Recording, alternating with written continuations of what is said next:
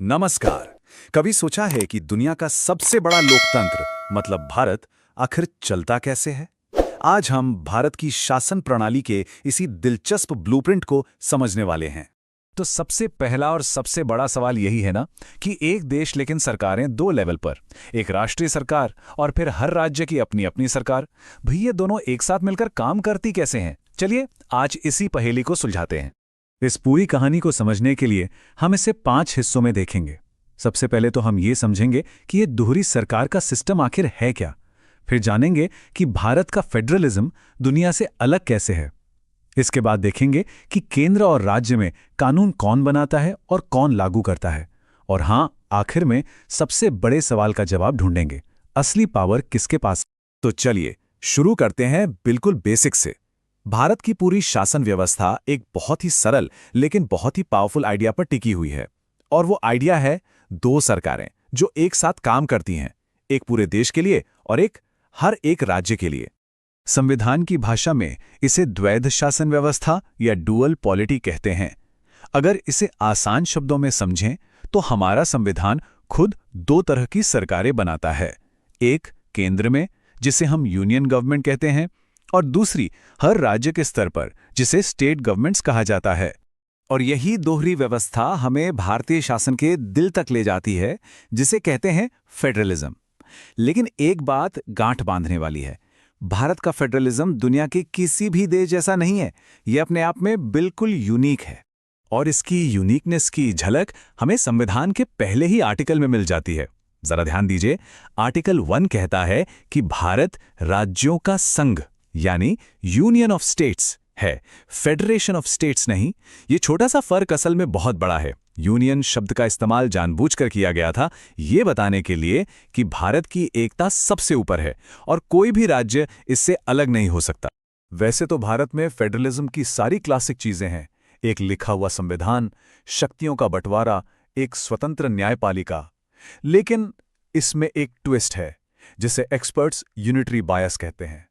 मतलब जो सत्ता का तराजू है उसके पलड़े बराबर नहीं है, वो थोड़ा सा केंद्र सरकार की तरफ झुका हुआ है। अब ये झुकाव क्यों है वो हम आगे देखेंगे। तो ये शक्तियों का बंटवारा होता कैसे है? इसके लिए संविधान में 3 लिस्ट बनाई गई हैं।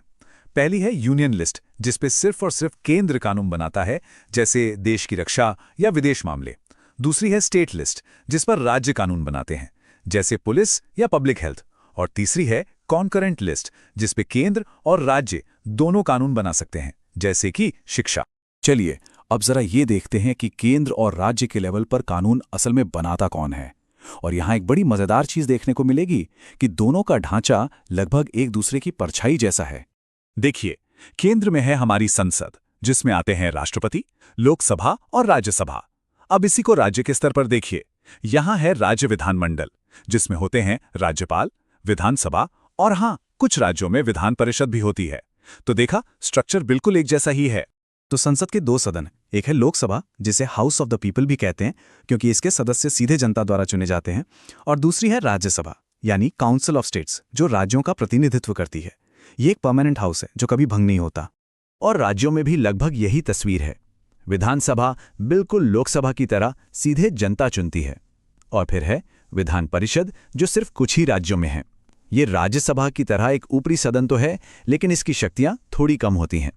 अच्छा, कानून तो बन गए, लेकिन उन्हें जमीन पर लागू कौन करता है? अब हम बात करते हैं कार्यपालिका की, यानी एग्जीक्यूटिव की, जो इन कानूनों को अमल में लाने का काम करती है। यहां एक बहुत ही जरूरी बात समझनी है। केंद्र हो या राज्य, दोनों ही स्तरों पर 2 तरह के प्रमुख होते हैं। एक होता है संवैधानिक प्रमुख और दूसरा होता है वास्तविक प्रमुख। इसको ऐसे समझ सकते हैं कि एक नाम का मुखिया है, जबकि असली पावर किसी और के हाथ में होती है।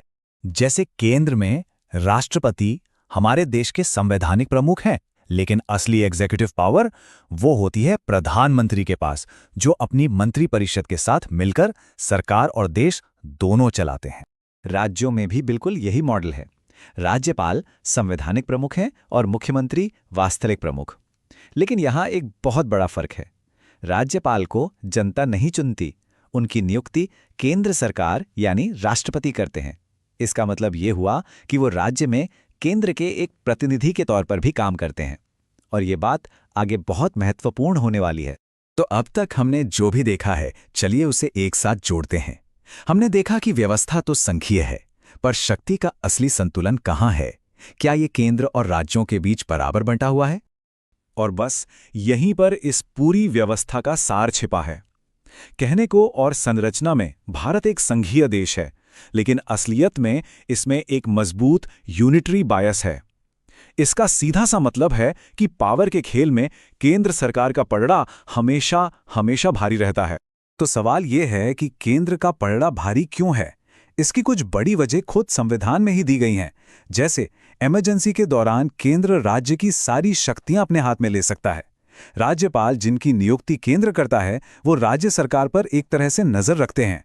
आईएएस और आईपीएस जैसे बड़े अधिकारी, इनकी भर्ती तो केंद्र करता है, लेकिन काम ये राज्यों में करते हैं।